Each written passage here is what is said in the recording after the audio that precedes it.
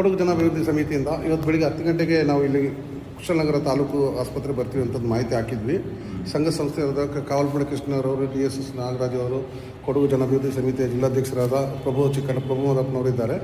ಅದೇ ಥರ ನಮ್ಮ ಡಾಕ್ಟರ್ ಮಧುಸೂದನ್ ಇದ್ದಾರೆ. ಸರ್, ನಿಮ್ಮ ಪರಿಚಯ ಹೇಳಿ. ಶಿವಪ್ರಸಾದ್ ಏನಾಗಿದೆ ಸರ್? ಗೈನಕಾಲಜಿ, ಸ್ತ್ರೀ ರೋಗ. ಸರ್, ನೀವು? ಡಾಕ್ಟರ್ ಇಂದೂಧರ್ ಸರ್, ತಾಲೂಕಿನ ಪ್ರೊಫೆಸರ್. ಸರ್, ನೀವು ಸರ್? ನಾನು DHO ಡಾಕ್ಟರ್. Okay sir.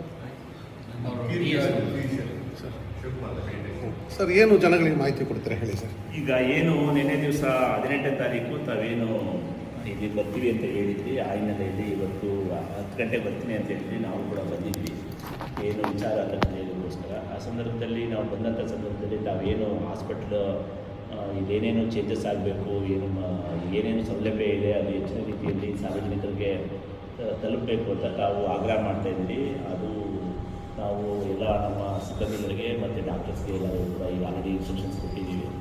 ಅಂದರೆ ಅವ್ರಿಗೆ ತಾವು ಹೋದ ನಂತರ ಮತ್ತೆ ಅವ್ರಿಗೆ ಮೀಟಿಂಗ್ ಮಾಡಿ ಅವ್ರಿಗೆ ಹೇಳುವಂಥದ್ದನ್ನು ನಾವು ಮಾಡ್ತೀವಿ. ನಿರಂತರವಾಗಿ ನಾವು ಮಾನಿಟರ್ ಕೂಡ ಮಾಡಿದರೂ ಕೂಡ ಸಣ್ಣ ಪುಟ್ಟ ಸಮಸ್ಯೆಗಳು ಎಲ್ಲ ಆಸ್ಪತ್ರೆಯಲ್ಲಿ ಕೂಡ ಇದೆ.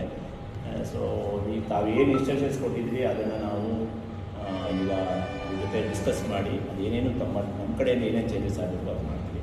ತಾವು ಹೇಳಿದ್ರಿ ಹಾಸ್ಪಿಟ್ಲಲ್ಲಿ ಔಷಧಿ ಕೊರತೆ ಅಂತ ನೆನೆ ತಾವು ಏನು ಸೋಷಿಯಲ್ ಮೀಡಿಯಾದಲ್ಲಿ ಕೆಲವೊಂದು ಬಂದಿದ್ದರಿಂದ ನಾವು ಇವತ್ತು ವಿಸಿಟ್ ಮಾಡಿಕೊಂಡು ನಮ್ಮಲ್ಲಿ ಯಾವುದೇ ರೀತಿ ಅನುದಾನ ಆಗಲಿ ಆಸ್ಪತ್ರೆ ಔಷಧಿಗಳಾಗಲಿ ಕೊರತೆ ಇಲ್ಲ, ನಮ್ಮಲ್ಲೆಲ್ಲ ಅವೈಲಬಲ್ ಇದೆ. ಬಟ್ ಏನಂದರೆ ಕಾಂಬಿನೇಷನ್ ಆಫ್ ಡ್ರಗ್ಸ್ ನಮ್ಮ ಗೌರ್ಮೆಂಟ್ ಸಪ್ಲೈಯಲ್ಲಿ ಇರೋದಿಲ್ಲ. ಅದಕ್ಕೊಂದು ಸಮಸ್ಯೆ ಇದೆ. ಅದು ಏನಂದರೆ ಅದೇ ಮಾತ್ರೆಗಳು ನಾವು ಬೇರೆ ಬೇರೆ ವಿಧದಲ್ಲಿ ಸಿಗ್ತದೆ. ಸೊ ಅದನ್ನು ಕೊಡೋದಕ್ಕೆ ನಾವು ಆಲ್ರೆಡಿ ಸರ್ಕಾರನೂ ಇನ್ಸ್ಟ್ರಕ್ಷನ್ಸ್ ಕೊಟ್ಟಿದ್ದೆ, ನಾವು ಕೂಡ ಇನ್ಸ್ಟ್ರಕ್ಷನ್ಸ್ ಕೊಟ್ಟಿದ್ದೀವಿ. ನಮಗೆ ಗೌರ್ಮೆಂಟಿಂದಲೂ ಕೂಡ ಸಪ್ಲೈ ಆಗ್ತಾಯಿದೆ. ಈಗ ಯಾವುದೇ ರೀತಿ ಡ್ರಗ್ಸ್ಗೆ ಸಪ್ಲೈಯಲ್ಲಿ ಕೊರತೆ ಇಲ್ಲ.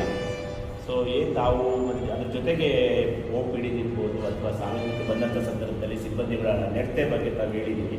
ಅಂದರೆ ಅತ್ಯುತ್ತಮವಾಗಿ ಸಂಬಂಧ ಇಟ್ಕೋಬೇಕು ಬಂದವರ ಹತ್ರ, ಅಂದರೆ ಸಾರ್ವಜನಿಕರ ಜೊತೆ ಅಂತ ಹೇಳಿದ್ವಿ. ಅದನ್ನು ನಾವು ನಮ್ಮ ಸಾರ್ವಜನಿಕವಾಗಿ ಒಳ್ಳೆಯ ರೀತಿ ಅವ್ರನ್ನ ನಡೆಸ್ಕೋಬೇಕು ಅಂತ ಸಾರ್ವಜನಿಕರು ಬಂದಂಥ ಸಂದರ್ಭ ಸೌಜನ್ಯ ರೀತಿಯಲ್ಲಿ ಅದನ್ನು ನಮ್ಮ ಸಿಬ್ಬಂದಿಗಳಿಗೆ ಈಗ ಆಲ್ರೆಡಿ ಎಲ್ಲರೂ ಕಳಿಸಿ ಒಂದು ಇನ್ಸ್ಟ್ರಕ್ಷನ್ಸ್ ಕೂಡ ಮಾಡ್ತೀವಿ.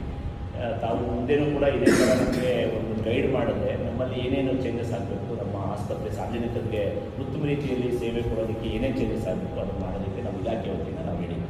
Thank you sir. ಕೊಡಗು ಜನಾಭಿವೃದ್ಧಿ ಸಮಿತಿಯಿಂದ ನಮಗೆಲ್ಲರಿಗೂ ಧನ್ಯವಾದಗಳು ಸರ್. ನೀವು ಸರಿಯಾದ ಸಮಯಕ್ಕೆ ಬಂದು ತಮ್ಮ ಸಮಯವನ್ನು ಸಮೇತ ಮೀಸಲಾಗಿ ನಮ್ಮ ಜೊತೆಯಲ್ಲಿ ಒಂದು ಕೈ ಜೋಡಿಸಿದ್ದೀರಾ. ಅದು ಎಲ್ಲ ಸಂಘ ಸಂಸ್ಥೆಗಳಿಗೂ ಎಲ್ಲ ಡಾಕ್ಟರ್ಗಳಿಗೂ ಕೊಡಗು ಜನಾಭಿವೃದ್ಧಿ ಸಮಿತಿಯಿಂದ ಧನ್ಯವಾದಗಳು ಸರ್.